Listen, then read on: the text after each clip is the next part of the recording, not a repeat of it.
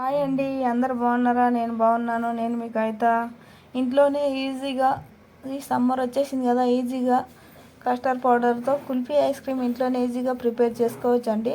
ఎలా చేసుకోవాలో చూపిస్తాను రండి. ముందుగా గ్యాస్ ఆన్ చేసుకొని ఒక కడాయి పెట్టుకొని అందులో తగినన్ని పాలు వేసి దానికి సరిపడినంత చక్కెర వేసి బాగా కలపాలండి.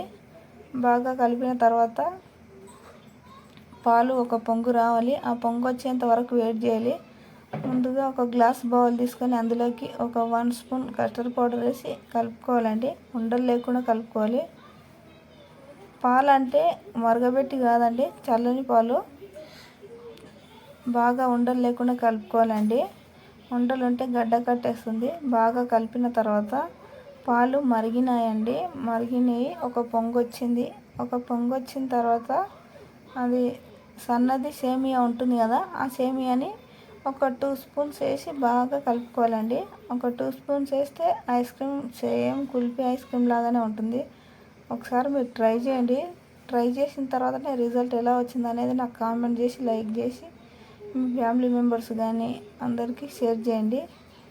ఇప్పుడు కస్టర్డ్ పౌడరు పాలు మరిగాయి కదా, అందులో వేసి కలుపుతున్నాను. అందులో కొద్దిగా మళ్ళీ ఉంది కాబట్టి ఒక 1 స్పూన్ వేసి మళ్ళీ కలిపి మళ్ళీ వేస్తున్నాను. ఇప్పుడు బాగా ఒక 2 మినిట్స్ ఇట్లా కలుపుతూ ఉండాలండి. కలిపిన తర్వాత అది ఎక్కువసేపు పెడితే అది గట్టి పడిపోతుందండి, అంటే చాలా గట్టిగా అవుతుంది. ఇలా మరుగుతుండగానే గ్యాస్ ఆఫ్ చేసి పక్కకు తీసుకొని ఐస్ క్రీమ్ బౌల్ ఉంది కదా, ఐస్ క్రీమ్ బౌల్లోకి మెల్లిగా ట్రాన్స్ఫర్ చేసేసుకోవాలండి, కొద్ది కొద్దిగా. ఎందుకంటే అది వేడిగా ఉంది కదా. నేను ఇలానే వేస్తున్నాను, మీ ఇష్టం, మీరు ఎలా అయినా వేసుకోవచ్చు.